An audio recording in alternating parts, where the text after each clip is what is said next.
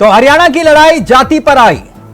जी हां, मुद्दे की बात में आज बात उसी हरियाणा की जिसमें आखिरी दांव खेला जा रहा है। बीजेपी और कांग्रेस दोनों तरफ से अपने अपने दांव खेले जा रहे हैं, सियासी दांव। और अब इन सियासी दांव और घोषणाओं के भीतर बात जाति की आ गई है, जाति की सियासत की आ गई है। और जाति की सियासत की बात क्यों आई है, यह भी बहुत महत्वपूर्ण है। कल तक जाटों की सियासत के इर्द गिर्द घूमने वाली हरियाणा की सियासत में अब दलित ओबीसी इतना महत्वपूर्ण क्यों हो गया है? राहुल गांधी संविधान दिखाते हैं तो पीएम मोदी अपनी जात बताते हैं। यह मसला सियासत के उन किरदारों का है जिसमें हरियाणा की लड़ाई जाति के बिना अधूरी दिखाई दे रही है। पीएम मोदी के बयान से इसकी हम शुरुआत करते हैं। पीएम मोदी का कुछ घंटे पहले का यह बयान है और यह बयान बहुत महत्वपूर्ण हो जाता है क्योंकि इस बयान में पीएम मोदी ने जो कुछ कहा उसे आपको ध्यान से सुनना चाहिए और समझना चाहिए। बयान कुछ इस तरह है कि पीएम कह रहे हैं कि जब तक बीजेपी है, मोदी है, एससी, एसटी और ओबीसी समुदाय के संविधान से आरक्षण का हक कोई नहीं छीन सकता। बात यहां तक ठीक है। पीएम हर मंच पर अधिकांश यही बात कह रहे हैं कि कोई संविधान से आरक्षण का हक नहीं छीन सकता। अब आगे जो बात वो कह रहे हैं वो बहुत महत्वपूर्ण हो जाती है। पीएम मोदी ने आगे ये कहा कि आपने देखा होगा ये लोग दिन रात मुझे गाली देते हैं और अब यहां हमारे मुख्यमंत्री सैनी जी को गालियां दे रहे हैं। हमारा गुनाह, अब इस लाइन को समझिएगा, हमारा गुनाह यही है कि हम ओबीसी अति पिछड़ी मां की कोख से पैदा हुए हैं। ओबीसी अति पिछड़ी मां की कोख से पैदा हुए हैं, पीएम मोदी कह रहे हैं, इसलिए ये हमें गालियां दे रहे हैं। पीएम मोदी का यह बयान था। अब पीएम मोदी के बयान के बाद एक बात और महत्वपूर्ण हो जाती है। मैं अपने सहयोगी से चाहूंगा, ये आंकड़े जो दिखाए जा रहे हैं वो गलत है और उन आंकड़ों की शुरुआत आप प्लीज चलाइए जो हम पहले चला रहे थे। जी, अब देखिए ये जाट उम्मीदवार, किस जाति के कितने उम्मीदवार? जाट उम्मीदवार कांग्रेस के 28, बीजेपी के 16। ओबीसी उम्मीदवार कांग्रेस के 20, बीजेपी के 11। ब्राह्मण उम्मीदवार कांग्रेस के 5, बीजेपी के 11। पंजाबी उम्मीदवार कांग्रेस के 7, जबकि बीजेपी के 13। अब आबादी के हिसाब से देखिए किसकी कितनी आबादी, क्योंकि जाट सियासत का जिक्र हरियाणा में किया जाता है लेकिन 21% दलित वोटर भी है। यह बहुत महत्वपूर्ण है और इसी के इर्द गिर्द पूरी सियासत हो रही है और यही सियासी लड़ाई अब दिलचस्प मोड़ पर आ गई है क्योंकि पीएम कह रहे हैं ओबीसी अति पिछड़ी मां की कोख से हम पैदा हुए हैं। सैनी भी हैं और एक तरफ पीएम मोदी भी हैं। संकेत और संदेश बिल्कुल साफ दिया जा रहा है। तो आज इसी मुद्दे पर चर्चा करेंगे। एक तरफ पीएम मोदी और दूसरी तरफ राहुल गांधी। जुड़ेंगे हमारे साथ मेहमान। अब हमारे मुख्यमंत्री जी सैनी जी को भी गालियां देते हैं। हमारा और कोई गुनाह नहीं है। हमारा गुनाह यही है कि हम ओबीसी अति पिछड़ी मां की कोख से पैदा हुए हैं, इसलिए गालियां दे रहे हैं। साथियों, आज की कांग्रेस अर्बन नक्सलियों के शिकंजे में है तो वो संविधान पर आक्रमण कर रहे हैं। लड़ाई इसी बात की है अगर आपको बीजेपी और कांग्रेस में फर्क समझना है, मैं आपको एक लाइन में समझा दूंगा। वो इसको खत्म करते हैं, हम इसकी रक्षा करते हैं। जो भी हिंदुस्तान के गरीब लोगों को मिला है, दलितों को, किसानों को, पिछड़ों को जो भी मिला है आज तक, वो इसके कारण मिला। और बीजेपी 24 घंटा इस पर आक्रमण करती है, आपको बताते नहीं है। मगर जब आरएसएस के लोग हिंदुस्तान की संस्थाओं में अपने लोग डालते हैं, अपने लोग भरते हैं और पिछड़ों को, दलितों को, आदिवासियों को, गरीबों को जगह नहीं देते हैं और हिंदुस्तान का जो रोजगार का सिस्टम है उसको नष्ट करते हैं, तो वो संविधान पर आक्रमण कर रहे हैं। संविधान में लिखा है कि हिंदुस्तान के सब नागरिक एक जैसे हैं, समान हैं, सबको एक वोट मिलना चाहिए। उसका मतलब है कि अगर आप इकोनॉमिक पॉलिसी बनाओ तो देश की जनता के लिए पॉलिसी बनाओ। ये अंबेडकर जी का संविधान है, गांधी जी का संविधान है। इसकी कांग्रेस पार्टी रक्षा करेगी, जान देकर हम इसकी रक्षा करेंगे। तो हरियाणा की लड़ाई जाति पर आई, ये सियासी बयान है। सीधा रुख कर रहे हैं अपने मेहमानों की तरफ। आपको बता दें, आज हमारे साथ इस चर्चा में जो मेहमान कार्यक्रम का हिस्सा बन रहे हैं वो सभी आपकी स्क्रीन पर हैं।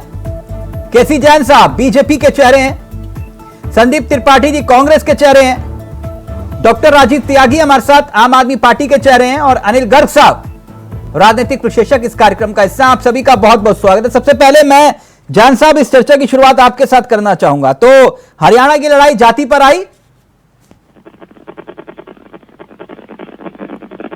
देखिए चावला जी,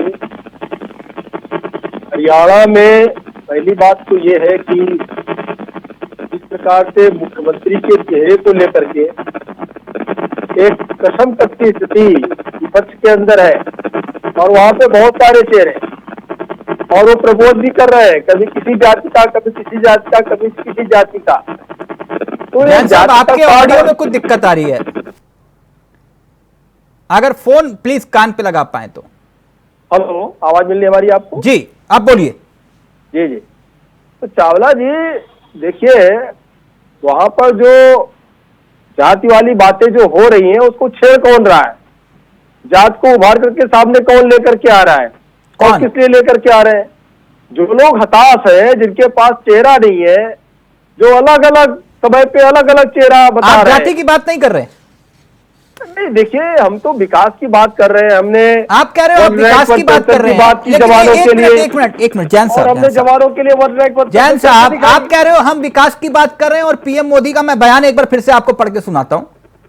देश के प्रधानमंत्री कह रहे हैं ये लोग दिन रात मुझे गाली देते हैं और अब यहां हमारे मुख्यमंत्री सैनी जी को भी गालियां दे रहे हैं। हमारा गुनाह यही है कि हम ओबीसी अति पिछड़ी मां की कोख से पैदा हुए हैं, इसलिए ये हमें गाली दे रहे हैं। सर ये जात कौन गिनवा रहा है? आप ही तो बता रहे हो।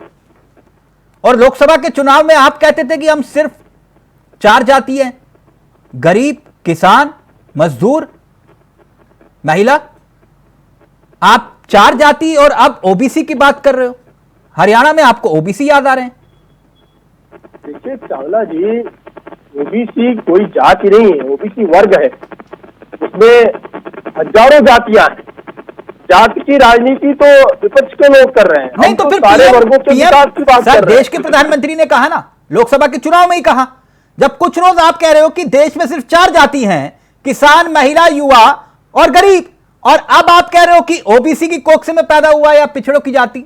आप फिर वो क्यों गिनवा रहे हो कि पिछड़े की मां की कोख से में पैदा हुआ? ये क्यों गिनवा रहे हो? चावला नहीं, देखिए चावला जी, सभी वर्गों के लिए काम होना। जो पिछड़े हैं, पिछड़ी कोई सिर्फ पिछड़ी कोई एक जाति नहीं है, पिछड़ा एक वर्ग है। जो लोग भी पिछड़े रह गए सर, जात के नाम पर वोट काम कर रहे हैं।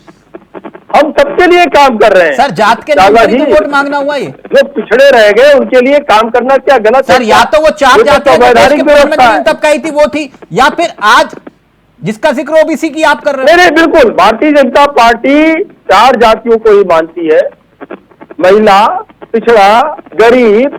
इसी तरीके से हम काम भी कर रहे हैं और सबके लिए हम काम कर रहे हैं। तो ये सब शब्द क्यों इस्तेमाल कर रहे हैं? की बात तो भारतीय जनता पार्टी ने उत्तर प्रदेश में भी की थी और बहुत पहले की थी। सर फिर तो दोनों अलग जिन अलग लोगों ने विरोध किया था, वो लोग आज जातियां गिना रहे। हम तो जो पिछड़ा और अब पिछड़ा की बात कर रहे हैं वो उनकी स्थिति के आधार पे कर रहे हैं। पिछड़ा और अब पिछड़ा क्या है?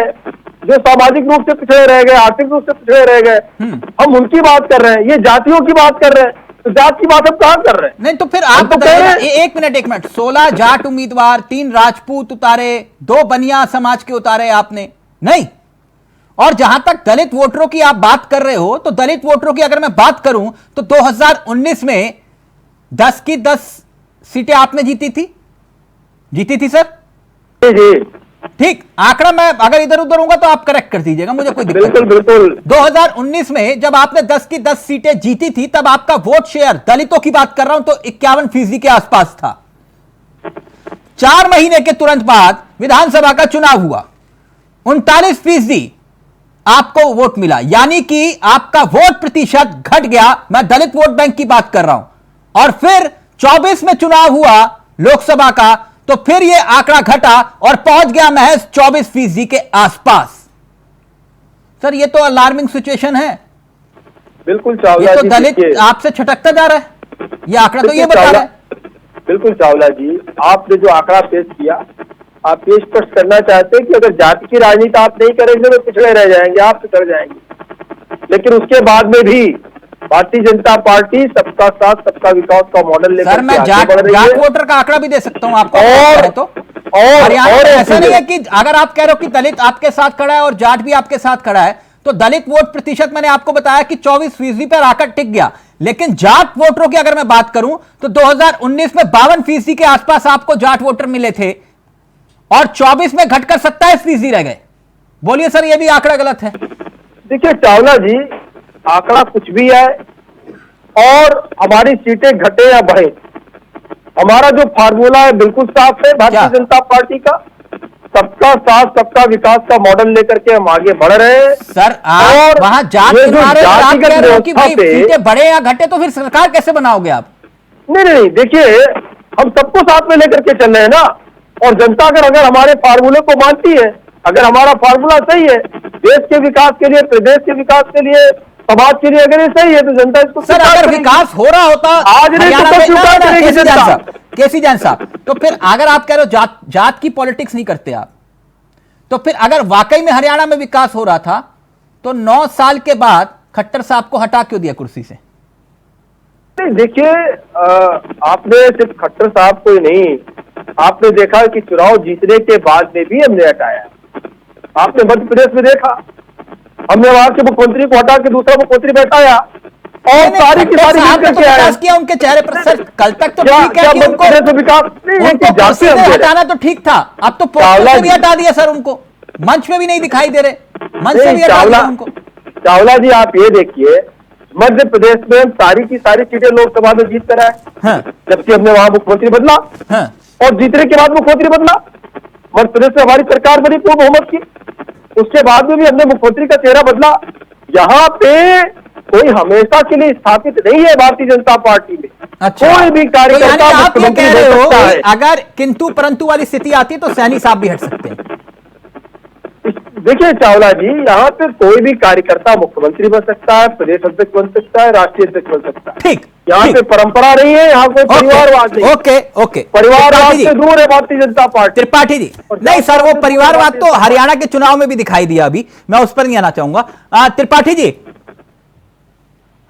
हाथ में संविधान लेकर घूम रहे हो, दलित वोटरों की आरक्षण की बात कर रहे हो आप, यहां तो सबसे बड़ा दांव खेल दिया देश के प्रधानमंत्री ने, अब क्या तोड़ा आपके पास? त्रिपाठी जी का ऑडियो प्लीज सर, वो म्यूट अनम्यूट।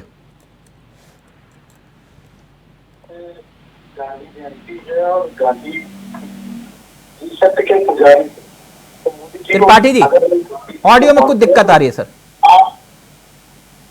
मैं कह रहा हूँ कि आज गांधी जयंती है और आज के दिन भी अगर मोदी जी अगर गांधी जी को मानते हैं। प्लीज त्रिपाठी जी का ऑडियो सही करवाइए। मैं त्रिपाठी जी आ रहा हूं, आपके पास ऑडियो में दिक्कत आ रही है।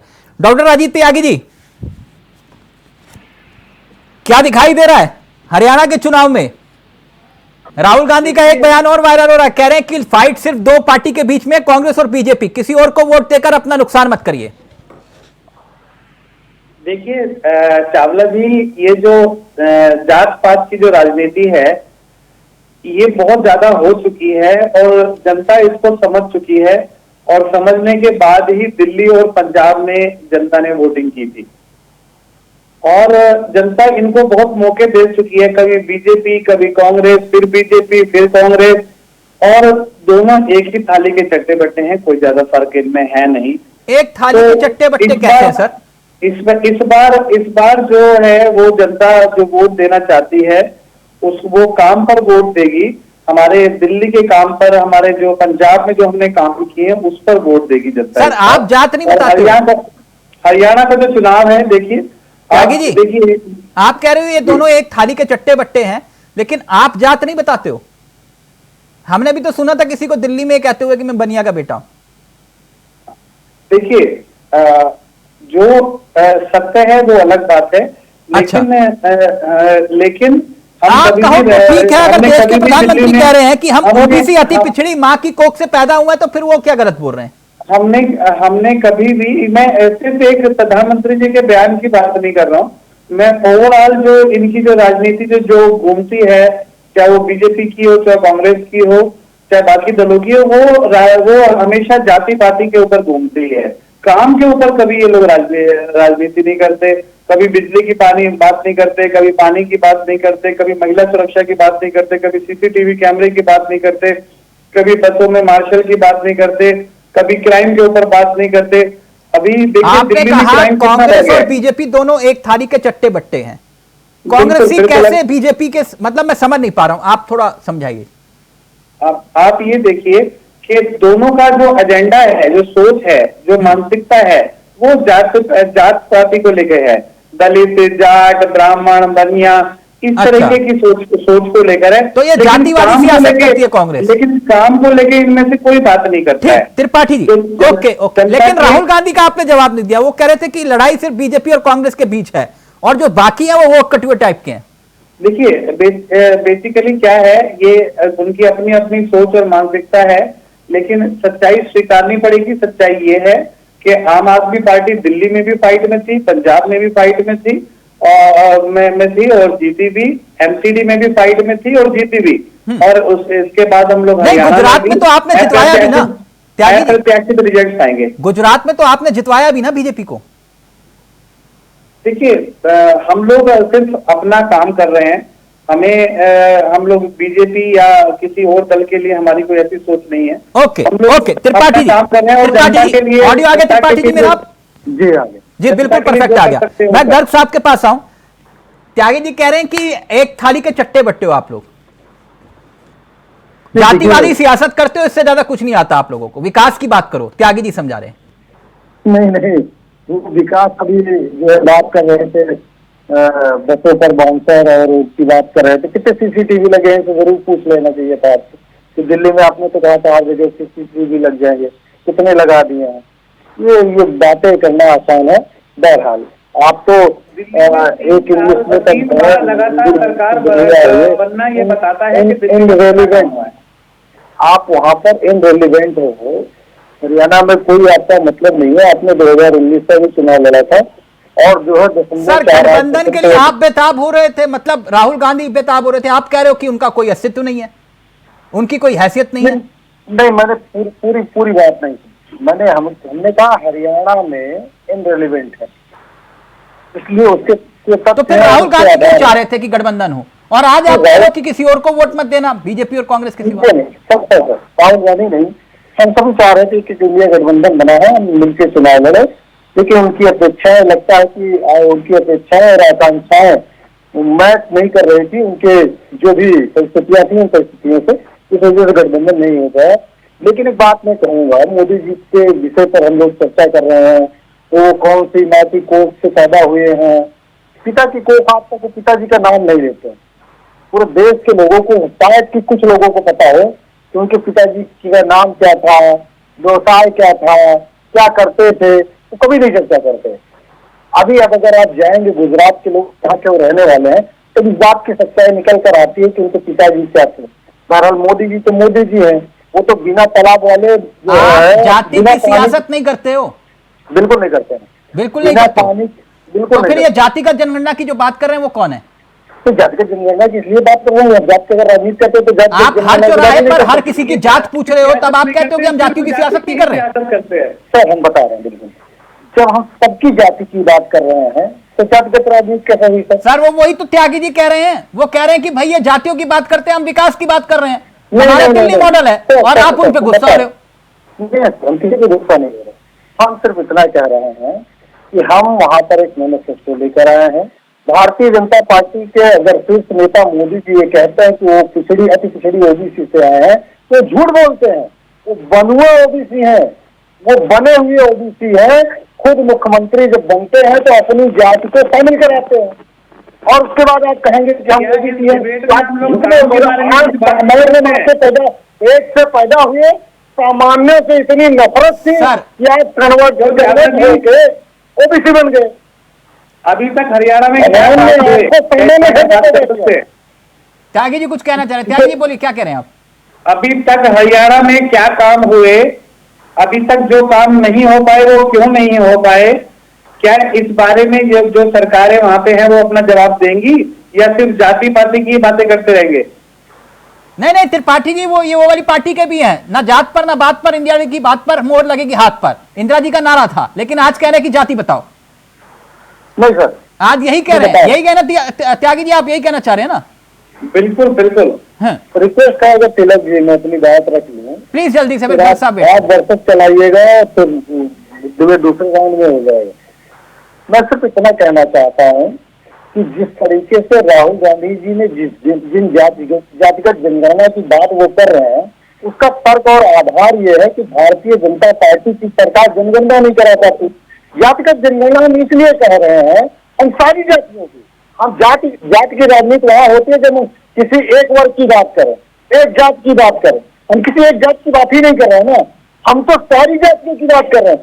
तो पंडित जी की आर्थिक स्थिति क्या है, उनकी संख्या क्या है, पंडित जी के यहाँ मकान है कि नहीं है, वो भूखों मर रहे हैं, अपने आप में उधार के गेहूं बेचकर कपड़ा बात तो सही कह रहे हैं त्रिपाठी जी, और आप इसे जातिगत सियासत कह रहे हो।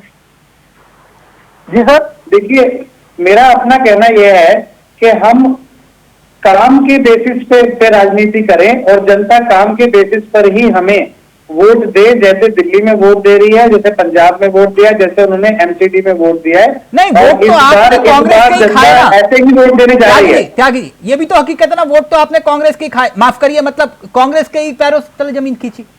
चलिए इससे थोड़ा देखिए, जहां तक जमीन खींचने वाली बात है, जब जो पार्टी काम नहीं करेगी तो उसको भुगतना होगा, चाहे वो कोई भी हो, चाहे वो कांग्रेस, बिल्कुल। डॉक्टर साहब, आपने दिल्ली में झूठ बोलकर सरकार बनाई है। मैं बार बार लोगों को यही कहता हूं कि आप आरएसएस के आंदोलन से पैदा हुई पार्टी है, और जिसने झूठ बोला, हजारों झूठ बोले, हम घर नहीं लेंगे, मकान नहीं लेंगे, हम जो है बिजली जो कंपनियां दे रही है वो मैं आपसे एक सवाल पूछना चाहता हूँ, 3 बार कोई सरकार बना सकता है? उसको क्यों नहीं साबित करता है भाई? मैं यही कह रहा हूँ, 3 बार कोई सरकार बना सकता है बोल के? क्या एमसीडी में भी कोई सरकार बना सकता है? सरकार बनाना दिल्ली में आपने सिर्फ झूठ बोल के बन सकती है। आज आप दिल्ली के वोटर से पूछिए, आपको कांग्रेस को क्यों जाना पड़ा वहां से? मजा नहीं आता मुझे। सुनिए, मैंने आपको शांति सुना, आप भी सुनिए। आप कहते हो जात पात की हम राजनीति नहीं करते, धर्म की राजनीति नहीं करते। अभी सोनम वांगचुक को गिरफ्तार करने के लिए जो है धारा 163 लगा दी जाती है दिल्ली में, और आज के ही प्रवक्ता और वहां के नेता मंत्री सौरभ भारद्वाज जी आकर कहते हैं कि जो है नवरात्र है इसलिए 163 लगा दिया उपराज्यपाल ने। मतलब हास्यास्पद बात, ये धार्मिक राजनीति नहीं है तो क्या है ये?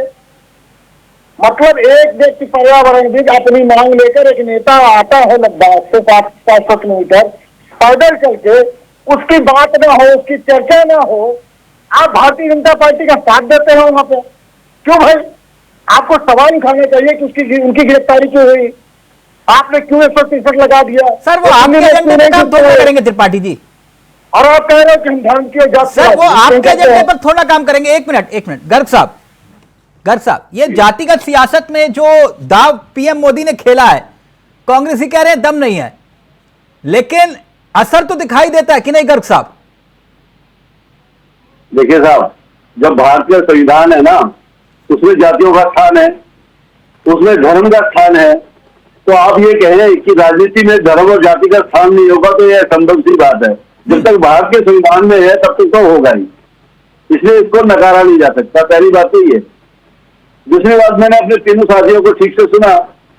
अभी मेरे कांग्रेसी मित्र ने कुछ तो सच्ची बात कही, आम आदमी पार्टी के बारे में भी कही, अपने बारे में एक दो बातें भूल कर गए।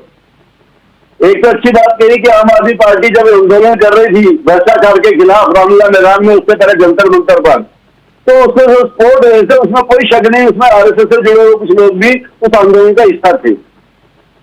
मेरे को ये बात समझ में नहीं आती, जब आपको मालूम है कि ये लोग जो इनको आरएसएस के कुछ लोगों का समर्थन था भ्रष्टाचार के खिलाफ जो लड़ाई लड़ रहे थे ये लोग, तो फिर आपने अपने विधायकों में समर्थन देके सरकार क्यों बनाई भाई? उसके बाद जब आपको मालूम है झूठ बोल कर बार बार सत्ता में आ रहे हैं और आपको मालूम है, तो आपने फिर लोकसभा में क्यों उनके साथ समझौता किया? और भी ज्यादा सत्य मालूम है आपको, उसके बाद हरियाणा में आप क्यों बेकरार थे इनके साथ समझौता करने के लिए? तो कुल मिलाकर कहानी है, मैं कई चैनलों पे जाता हूं तो मैं कांग्रेसी जो मेरे मित्र आते हैं उनकी दुविधा देखता हूं। जब इनका समझौता होता है तो ये आम आदमी के डिफेंड करते हैं और सिर्फ बीजेपी की बुराई करते हैं। जब समझौता टूट जाता है तो ये आम आदमी पार्टी की बुराई करते हैं और बीजेपी की बुराई करते हैं। ऐसा ही आम आदमी पार्टी के साथ होता है।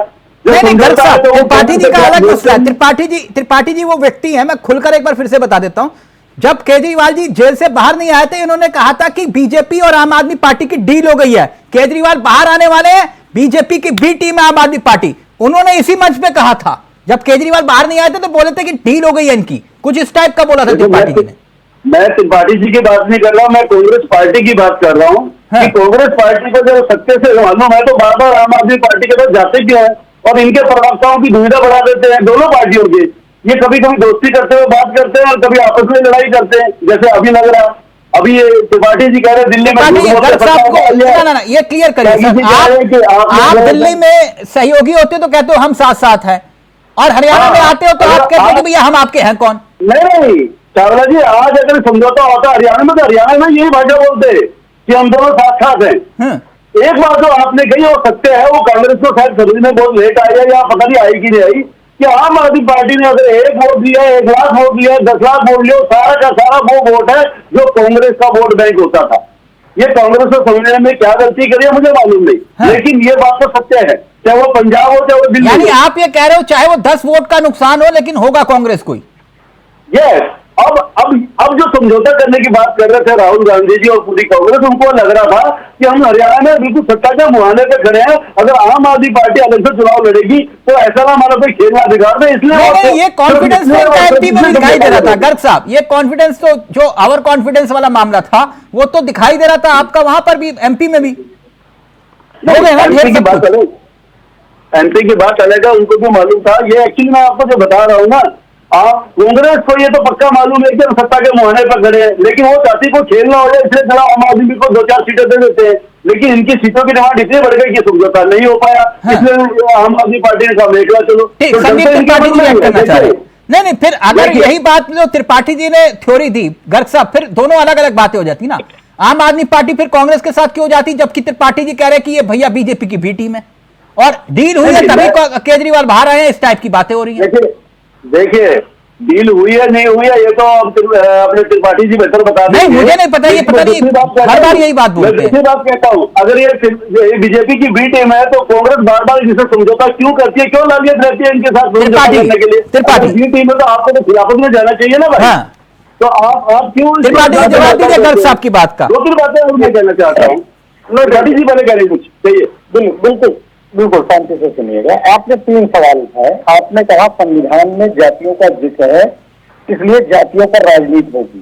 साहब जाओ, वहाँ संविधान में तो हत्या का भी जिक्र है, बलात्कार का भी जिक्र है, लेकिन ये सब जिक्र है उसको खत्म करने के लिए, संविधान में तो सारी चीजें रहेंगी। इसका मतलब आप व्यक्तिगत राजनीति करेंगे वो संविधान इजाजत देता है, बिल्कुल नहीं देता है।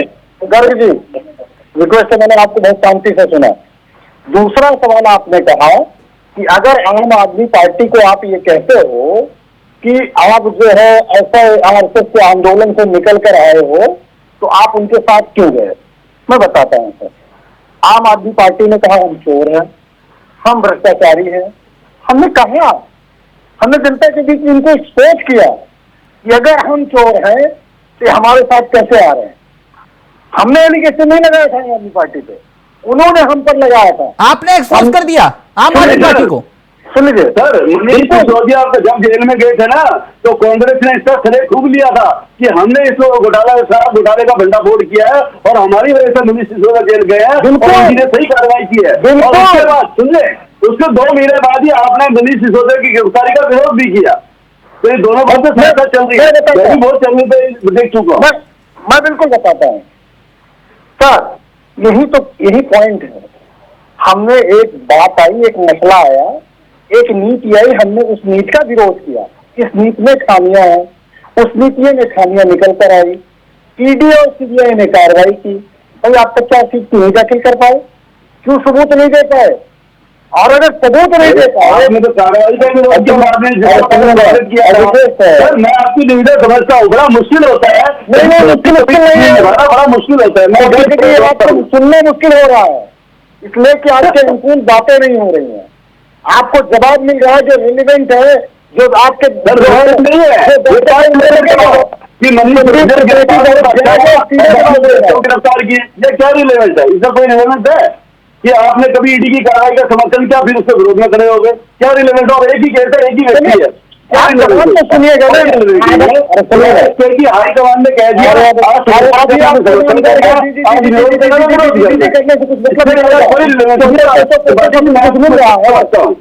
शांति से सुन नहीं पा रहे हो।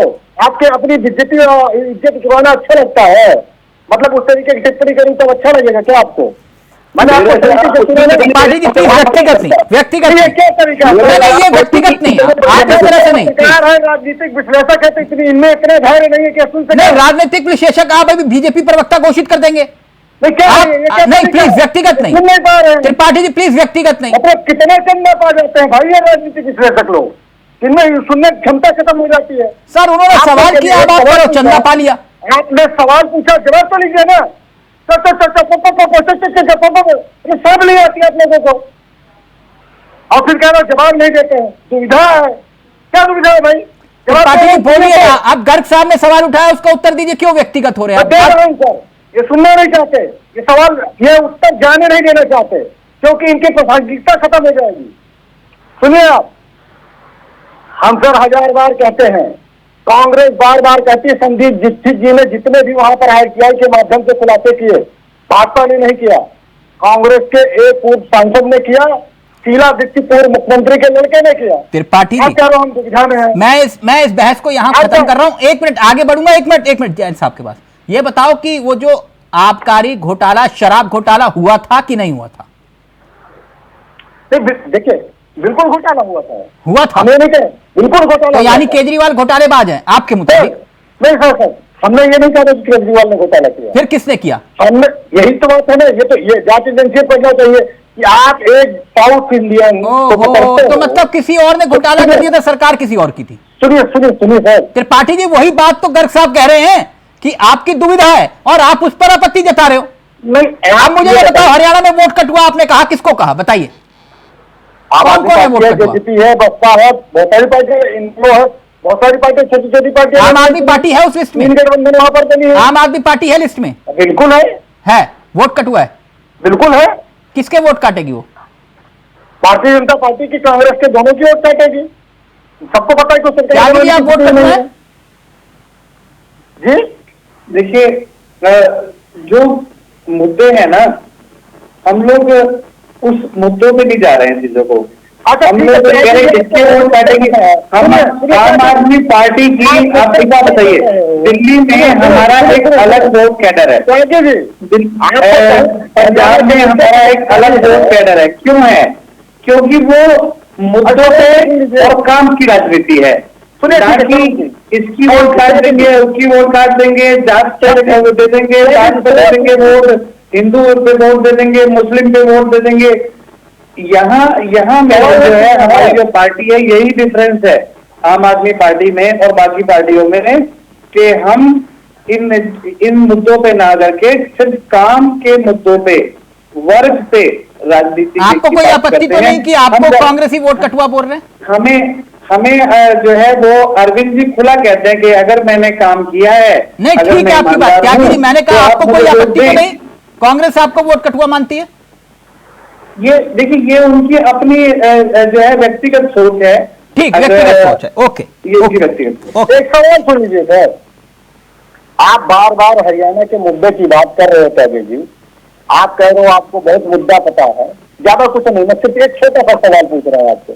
हरियाणा में जिले की संख्या बता दीजिए, जिले की कितने जिले हैं? हम जान जाएंगे कि आपको वहां की संख्याओं का कुछ भी भान होगा, कुछ पता आगे जी बता दीजिए, वो पूछ रहे हैं आपसे। अच्छा, बड़ी इंटरेस्टिंग सी बात मुझे समझ नहीं आता है कि आप त्रिपाठी जी एकदम से जो है भावुक क्यों हो जाते हैं? अरे जिले बात चल रही है मुद्दों पे, आप चले जाएंगे जिलों पे, बात चली गई है बिजली पानी पे, आप चले जाएंगे जाति पाति पे, बात चलती है महिला सुरक्षा पे, आप चले जाएंगे दलित जात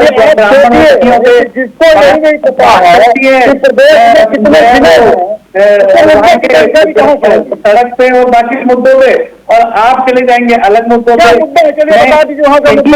यही वो समस्याएं हैं जिसको कांग्रेस ने दिल्ली में भी नहीं समझा, जिसको कांग्रेस ने पंजाब में भी नहीं समझा, और किसी का खामगाह जो है वो अभी हरियाणा में भी भुगतेंगे। सरकार बना रहे हैं, आपको रखेंगे, भले आप लोग सरकार मतलब एकाध मंत्री दे देंगे, परेशान मत होइए। अपूर्ण बहुमत की सरकार हम बनाने जा रहे हैं, 70 सीटें जीतते जा रहे हैं, फिर भी हम आपको सरकार में शामिल कर लेंगे, परेशान मत होइए। इस बार हरियाणा में अप्रत्याशित रिजल्ट आएंगे, बीजेपी और कांग्रेस को बड़ा धक्का लगेगा। अच्छा, कितने जिले हैं बता दीजिए ना त्यागी जी हरियाणा में? मैंने बताया ना, इस बार कांग्रेस जो है, हम अपनी सरकार बनाने जा रहे हैं, और कांग्रेस को और बीजेपी को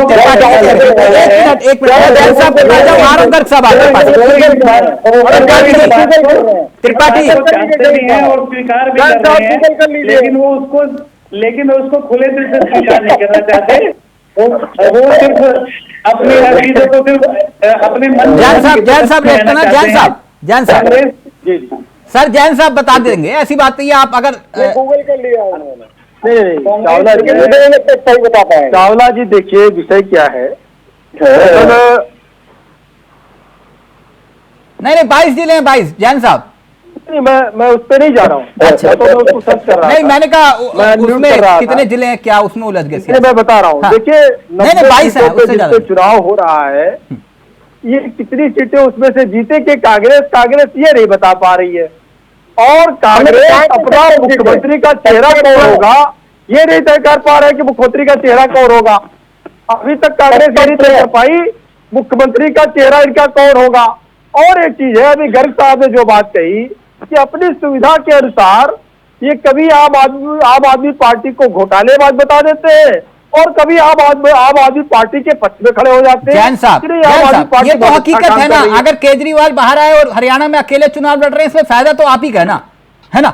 अब एक बात मैं जानना चाह रहा था कि आप दूसरी तरफ जातिगत सियासत की बात कर रहे हैं, और दूसरी तरफ ये खट्टर साहब पहले जो है पोस्टर से दूर हुए, पहले कुर्सी से दूर हुए, फिर पोस्टर से दूर हुए, अब मंचों से भी दूर हो रहे हैं, देश के प्रधानमंत्री की रैली में भी नहीं दिखाई दे रहे। चक्कर क्या है? देखिए चावला जी, हमारे पास में बहुत लंबी लाइन है प्रचारक, जो हमारे स्टार प्रचारक। अच्छा, तो ऐसे में अब किसी एक पे डिपेंडेंट नहीं है। मतलब दूसरी बात है, 9 साल विकास की गंगा बहाई हरियाणा में, बिल्कुल, आप उनको साथ लेकर नहीं चल रहे। हमारे साथ है नहीं, कहां चले गए? क्या चले गए? खट्टर साहब क्या कांग्रेस में शामिल हो गए? नहीं, पोस्टर से तो हटा दिया सर आपने, अपनी पार्टी बना ली क्या उन्होंने? ऐसा कुछ नहीं है। देखिए चावला जी, अभी हम इसके पहले भी उदाहरण दे रहे थे आपको कि चाहे मध्य प्रदेश का हो, चाहे आपके राजस्थान का हो, और चाहे अन्य जगहों का हो, तो देखिए, चाहे आप देखिए उत्तराखंड में नया मुख्यमंत्री आपको मिला, इससे पहले कोई और हुआ करता था, मध्य प्रदेश में आपको कोई और मिला, और राजस्थान में आपको कोई नया मुख्यमंत्री मिला। हरियाणा में भारतीय जनता पार्टी कार्यकर्ताओं को, नए कार्यकर्ताओं को हरियाणा में हरियाणा में हम देखिए एक मिनट त्रिपाठी, हमारे पास सैनी साहब है, हाँ हमारे पास सैनी साहब है, उनके चेहरे पे हम चुनाव लड़ रहे हैं, हाँ। और चुनाव के बाद भी वही मुख्यमंत्री होंगे, ये बिल्कुल स्पष्ट है। आपको कैसे पता? जिनका मुख्यमंत्री तय ही नहीं है, आपको कैसे पता? पता? तो मुख्यमंत्री तय ही नहीं है, वो तो 4-4, 5-5 कांग्रेस तो आपस में ही लड़ रही है, इनके वहाँ बगावत है, मुख्यमंत्री अब बनेगी गुटबाजी इनके वहाँ पर। गर्ग साहब, आपने बिल्कुल सही बात कही चावला जी, आपने एक बात बिल्कुल सही कही, सबसे ज्यादा टक्कर कोई इनको दे रहा है तो इनके घटक दल ही दे रहे हैं, इनके गठबंधन के दल ही दे रहे हैं, आम आदमी पार्टी को टक्कर दे, इसीलिए तिलमिलाए हुए हैं और उसको डमी कैंडिडेट कह रहे हैं कि ये जो है डमी कैंडिडेट खड़े कर रहे हैं, ये कड़वा पार्टी है। अरे जिसके साथ आपने गठबंधन किया, जिसके साथ आप लोकसभा चुनाव लड़ रहे थे, केंद्र में मोदी जी को हटाने का ख्वाब देख रहे थे, उसको आज उठकटवा कह रहे हैं आप। अरे हमें इतनी सत्ता लोलुपता, यानी कि जब तक मीठा मीठा गुप कड़वा कड़वा थू, अब आपके सामने आ गए तो उठकटवा साबित हो रहे हैं। अभी आप केंद्र में सरकार बना रहे थे, मोदी जी को हटा रहे थे, मोदी जी को तो हटा नहीं पाए आप, आज वो भ्रष्टाचारी हो गए, यानी कि आपने भ्रष्टाचारियों का साथ दिया, आपने स्वीकार किया, आपने भ्रष्टाचारियों का साथ दिया, आपने स्वीकार किया ना।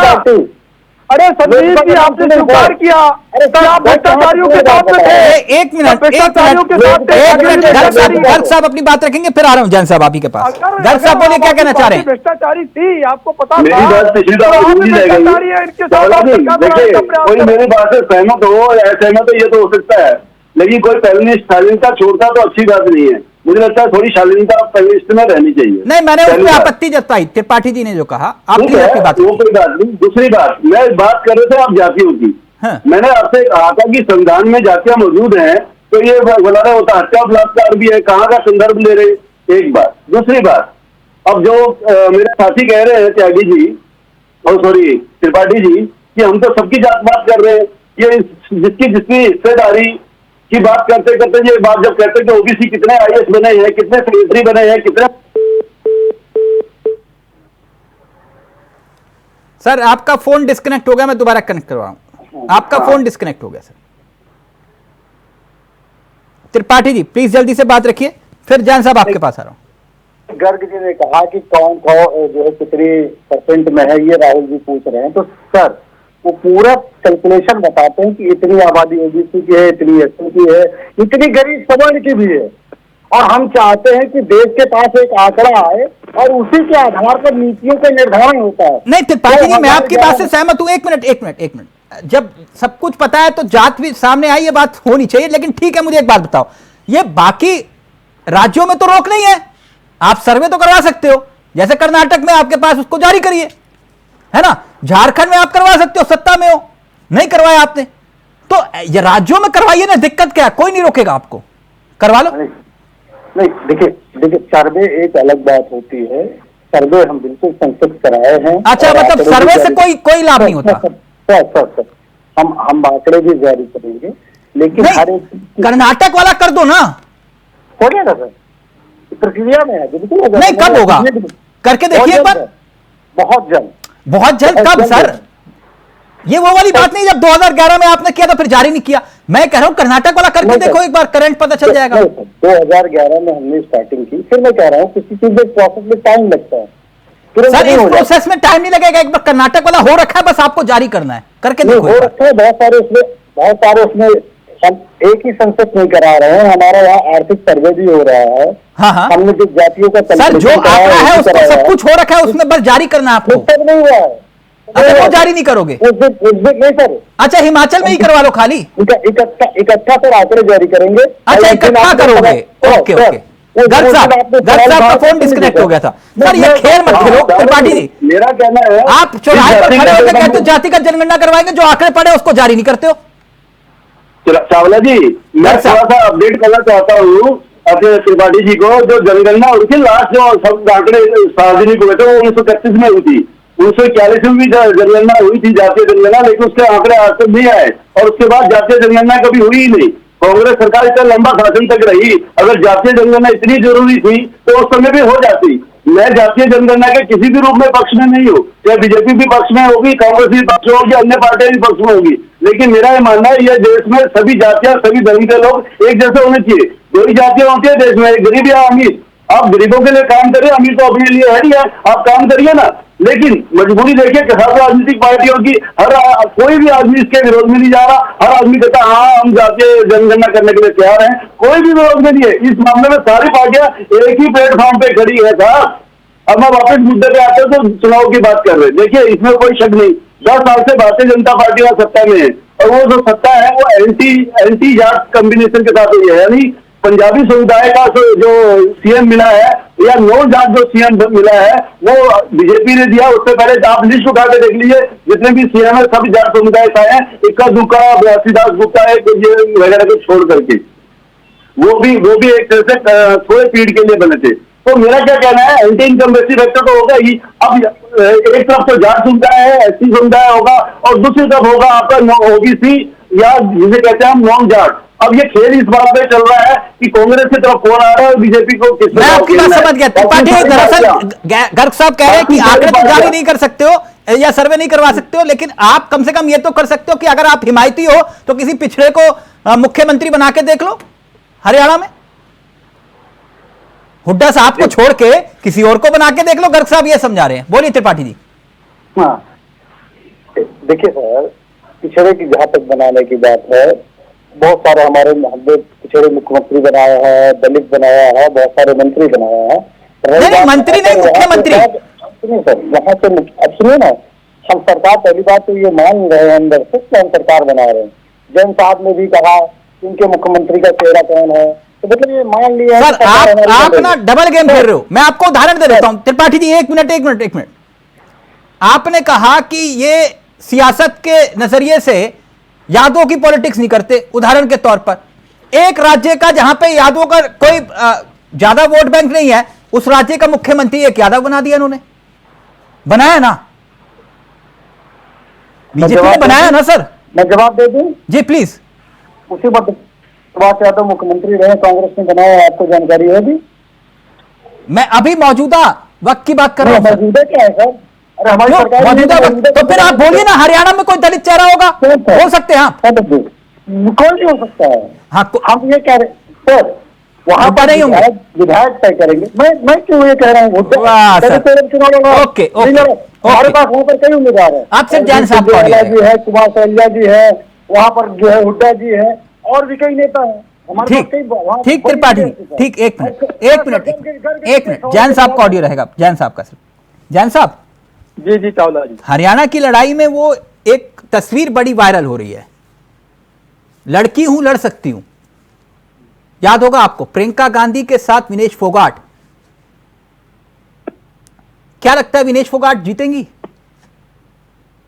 देखिए वो एक सीट का मामला है, हरियाणा का चुनाव। नहीं सीट का नहीं है सर, वो नैरेटिव का मामला है। पूरे देश में वहां से एक संदेश जाएगा। मैं इसलिए पूछ रहा हूं आपसे। कोई देखिए, हम सारी सीटों पे चुनाव लड़ रहे हैं और भारतीय जनता पार्टी पूरी मुस्तैदी के साथ, पूरी तैयारी के साथ एक सीट पे अपना कैंडिडेट उतार रही। जैन साहब नहीं, आप सवाल घुमा रहे हो। विनेश फोगाट को लेकर आप लोग इतना हैं असमंजस में क्यों आ जाते हो? जैसे कि उदाहरण के तौर पर आप लोग फैजाबाद सीट, भले ही अयोध्या का जिक्र किया जाता है, आप बद्रीनाथ हार गए, अब केदारनाथ में चुनाव है। ऐसे ही हरियाणा में विनेश फोगाट अगर चुनाव जीतती है तो इसका राजनीतिक नुकसान, एक परसेप्शन नैरेटिव का नुकसान बीजेपी के लिए होगा कि नहीं? नहीं देखिए, कोई फर्क नहीं पड़ता है, कोई जीते कोई हारे। अगर एक जीतेगा एक हारेगा, दोनों तो नहीं जीत सकते, जाहिर सी बात है। हम 90 की 90 सीटों पर चुनाव लड़ रहे हैं सर। विनेश फोगाट का चुनाव पहले भी कोई मायने नहीं, इसके पहले भी 90 की 90 सीटें कोई पार्टी नहीं जीती। हाँ। 90 की 90 सीटें सारी कोई पार्टी जीत जाती क्या? ना कांग्रेस जीती ना भाजपा जीती। हमारे पास 40 सीटें थी इसके पहले और कांग्रेस के पास 30 से भी कम सीटें थी वहां पर। सर मैंने आपसे पूछा विनेश फोगाट का चुनाव जीतने कोई नुकसान नहीं पहुंचाएगा। बीएसपी की मात्र वहां 1 से 2 सीटें है, फिर भी बीएसपी वहां चुनाव लड़ रही है। जैन साहब, मैं बात आम आदमी पार्टी वहां चुनाव लड़ रही है सर। विनेश फोगाट आम आदमी पार्टी का वहां जंतर मंतर पर धरने पर बैठी हुई है। सर, वो महिला पहलवान जो जंतर मंतर पर बैठी रही धरने पर, वो आपके खिलाफ चुनाव लड़ रही है। नहीं, वो एक सीट पे चुनाव लड़ रही है ना, कांग्रेस वहां चुनाव लड़ रही है ना, न कि वो पार्टी है। विनेश फोगाट पार्टी नहीं है। अच्छा, विनेश फोगाट एक कैंडिडेट है हाँ। कांग्रेस की, हाँ। और वो कांग्रेस की कैंडिडेट तब भी थी जब वो खिलाड़ी थी, तब से उनको कैंडिडेट बांट करके उतारा गया मैदान में। अच्छा, तब से उनको प्रपोज किया गया, उनको वहां पर प्रोजेक्ट किया गया कांग्रेस के द्वारा। वो बृजभूषण, और वो जीते या हारे बात उसकी नहीं है। हम तो पूरा चुनाव लड़ रहे हैं और वहां पर हम चुनाव जीतेंगे। हरियाणा में तीसरी बार सरकार बनाने की कंडीशन में है और हम जीत रहे हैं। और इनकी जो लड़ाई है कांग्रेस की, कांग्रेस पहले आम आदमी पार्टी से लड़ ले, अगर विनेश जीत गई तो अच्छी बात है, बधाई होगी, बधाई देंगे उनको। तो अभी तो आप बता रहे थे उनको, क्या फर्क पड़ता है? हमने फिर क्या फर्क पड़ता है सर? कोई फर्क नहीं पड़ता है। एक सीट पे चुनाव लड़ रही है, 98 सीटें और उसके बाद बाकी अच्छा, एक बात और है। एक और बहुत महत्वपूर्ण बात, क्योंकि लाइव में कमेंट आया, मैं इसलिए उस चर्चा में इसको हिस्सा ले रहा हूं, शामिल कर रहा हूं। ये वो जो कंगना का नया बवाल खड़ा हुआ है, देखा आपने? वो आपके होनहार सांसद कंगना रनौत, उन्होंने महात्मा गांधी की जयंती के दिन ही ऐसा तंज कसा कि उसको लेकर सवाल खड़े हो गए। बापू और शास्त्री जी के बीच में ही भेदभाव कर दिया, देखा आपने? वो चावला जी, देखिए, सबकी पार्टी के साथ साथ वो एक एक्टर है। एक्टर के नाते या अपने व्यक्तिगत जीवन में उसकी अपनी भावनाएं हैं सर। ये एक्टर, ये एक्टर, लेकिन Bharatiya Janata party sir, actor का मतलब क्या हुआ? छोड़ दिए। वो आपके सांसद है, वो कह रहे हैं देश के पिता। ले लिया है क्या? आप पढ़ेंगे, आपको बुरा लगेगा। बताइए, आपकी सांसद कह रही है कि देश के पिता नहीं, देश के लाल होते हैं। मतलब कहना क्या चाह रहे हो आप? इस विवाद में भारतीय जनता पार्टी नहीं पढ़ना चाहती है, न तो भारतीय जनता पार्टी से इससे कोई लेना देना है। माननीय सर, सांसद आपके रोज कोई ना कोई नया कुछ ना कुछ बखेड़ा, आप कह रहे हो हमारा कोई लेना देना नहीं। देखिए सर, अगर कोई व्यक्ति ये कह रहा है कि ना, आप मुझे इसका एक्सप्लेन करिए प्लीज। उन्होंने सर, मैं बताता हूं उन्होंने क्या लिखा। उन्होंने कहा कि वैसे तो देश के राष्ट्रपिता होते हैं, लाल होते हैं। मैं तो बता रहा हूं जो वो कह रही है, मैं उसका उत्तर दे रहा हूं। राष्ट्रपिता भी होते हैं, देश के लाल भी होते हैं और शहीद आजम भी होते हैं। सर, सबका सम्मान है। लेकिन वो जो सोशल मीडिया पर पोस्ट कर रही हैं, वो कह रहे हैं कि गांधी जयंती के मौके पर कंगना जो कह रही हैं, उसमें बकायदा वो लिख रही हैं कि देश के पिता नहीं, देश के लाल होते हैं। चावला जी, हम लोगों ने सबने बधाई दी। माननीय आदरणीय बापू जी को सबने याद किया और जो है इसका मतलब क्या होता है सर? अन्य लोगों को भी याद किया, माननीय मोदी जी ने भी याद किया, माननीय मोदी जी ने भी याद किया। और सर, अगर यही बात अगर कोई गैर बीजेपी नेता कर देता तो आप देश का मुकदमा कर देते उस पर? नहीं, देखिए नहीं करते। देखिए चावला जी, हमने आपसे बताया कि भारतीय जनता पार्टी सबका, सारे महापुरुषों का सम्मान करती है। तो फिर ये वही कांग्रेस पार्टी है जिन्होंने, आपकी सांसद जो कर रही है, वो कौन सा सम्मान है सर? जिन्होंने राम मनोहर लोहिया जी को किराए लगा दिया था और साथ ही साथ सरदार वल्लभ भाई पटेल को किराए लगा दिया। ऐसे सरदार वल्लभ भाई पटेल जो कांग्रेस की नींव थे, उनको किराए लगा दिया। जैन साहब, ये कौन सा सरदार वल्लभ भाई पटेल की सबसे बड़ी मूर्ति बनाने का काम कर रहे हो? हमने किया। जैन साहब, हमने किया। हम तो सारे महापुरुषों का सम्मान करते हैं सर। महापुरुषों को पार्टी नहीं बांटते। जो कंगना कर रही है, अभी जयप्रकाश नारायण जी की जयंती आ रही 11 अक्टूबर को, कांग्रेस उनको नमन करेगी? नहीं करेगी। बंटवारा ये करते हैं, कांग्रेस के लोग बंटवारा। सर, एक तरफ देश के प्रधानमंत्री लगाया था, बीजेपी की सांसद ऐसी बातें सवाल तो खड़े होंगे ना सर। और ऐसे संविधान की धज्जियां उड़ाने वाली पार्टी जिन्होंने उसका विरोध किया, लोकनायक जयप्रकाश नारायण जी, ऐसे लोगों की जयंती कांग्रेस नहीं बनाती। जैन साहब, आप इनसे पूछे, जयप्रकाश को याद करते हैं? नहीं याद करते। जैन साहब, हम तो बापू को भी याद करते हैं, हम तो जो है लोहिया जी को भी याद करते हैं। जैन साहब, हम तो सबको याद करते हैं। जैन साहब, सवाल से क्यों भाग रहे हो? भाग नहीं रहे, जवाब दे रहे हैं आपको। नहीं, जवाब कंगना का नाम नहीं ले रहे आप। अगर कोई व्यक्ति खुले तौर पर ना एक मिनट, कोई व्यक्ति कुछ रोज पहले ये कहे आप ही के सांसद कि तीनों कानूनों को लेकर, कृषि कानूनों को लेकर कहे कि दोबारा से लागू हो जाने चाहिए। आप कहो हमारा कोई लेना देना नहीं। उससे पहले वो कहे कि किसान आंदोलन के दौरान लाशें टंगी हुई थी, रेप हो रहे थे, आप कहते हो हमारा कुछ लेना देना नहीं। और वो बांग्लादेश जैसी स्थिति का जिक्र कर देती है, आप कहते हो कुछ लेना देना नहीं। सर आप ही की सांसद है, कोई और हैं? देखिए सांसद होना टिकट अलग किसने बात दिया है। सर? आप वो कह रहे हो एक हमारा एक्ट्रेस कोई लेना है। देना। कंगना से कब तक किनारा करोगे सर?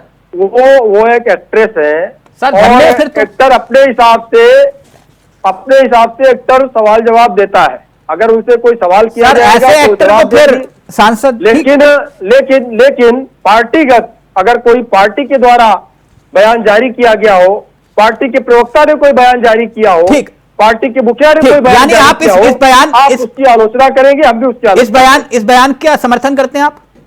ना हमारा समर्थन है, ना हमसे कोई मतलब है उनके बयान से, उनका बयान से उनको क्या माफी बयान मांगनी है, चाहिए इस बयान उससे पे? भारतीय जनता पार्टी से कोई मतलब नहीं, ये वो तय करेंगी। अच्छा, माफी मांगनी चाहिए? ये वो तय करेंगी उन्होंने क्या बयान अभी दिया, तो आप क्या कह रहे हो जवाब कोई लेना देना, देना नहीं। ठीक है, वो तय करेंगी, ठीक। उससे कोई लेना देना नहीं ठीक। हमारा। गर्ग साहब फाइनल कमेंट जल्दी से प्लीज। मैं ये कह रहा हूँ जो बार बार आप भारतीय जनता पार्टी से पूछ रहे हैं, उनकी भी बेचारी उतनी कंपल्सन है जितनी बाकी इस पार्टी के लोगों की है, क्योंकि वो भी पार्टी लाइन से जाके बाहर बात नहीं कर सकते। मैं आपको विनेश की बात में बोलता हूँ, विनेश अगर वहां से इंडिपेंडेंट खड़ी होती है ना हरियाणा की किसी भी सीट से किसी के खिलाफ भी, तो मैं गारंटी से बोलता हूँ कि वो 100% जीतती। लेकिन अब वो कांग्रेस पार्टी की कार्यकर्ता के रूप में खड़ी है और उस सीट से खड़ी है जहां कांग्रेस इधर 2 या 3 बार से नहीं जीती है। जाट सीट है, कोई शक नहीं, लेकिन वहां मुकाबला ठीक। होगा, जीत कोई भी सकता है। चलिए, लेकिन चलिए, इंडियन आप होने का जो आप जनता को तय करने दीजिए कौन जीतता है कौन हारता है। अब इंतजार इस बात का है जब नतीजे सामने आए। थैंक यू सो मच, बहुत बहुत शुक्रिया त्रिपाठी जी, जैन साहब, गर्ग साहब और त्यागी जी, आप सभी का बहुत बहुत शुक्रिया। फिलहाल मुझे दीजिए इजाजत। नमस्कार, जय हिंद, जय भारत।